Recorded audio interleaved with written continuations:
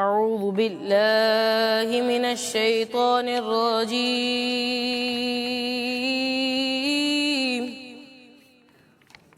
بسم الله الرحمن الرحيم. إن المتقين في ظلال وعيون وفواكه مما يشتهون كلوا واشربوا هنيئا بما كنتم تعملون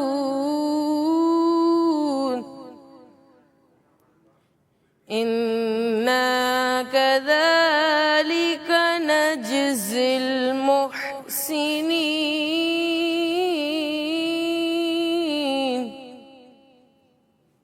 ويل يومئذ للمكذبين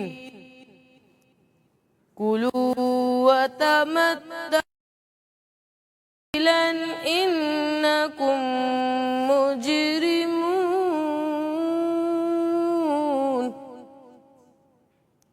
ويل يومئذ للمكذبين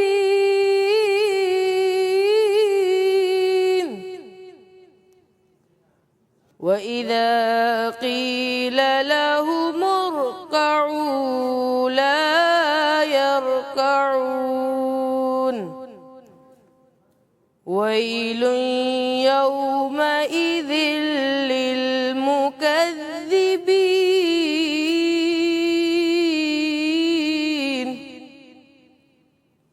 فبأي حديث بعده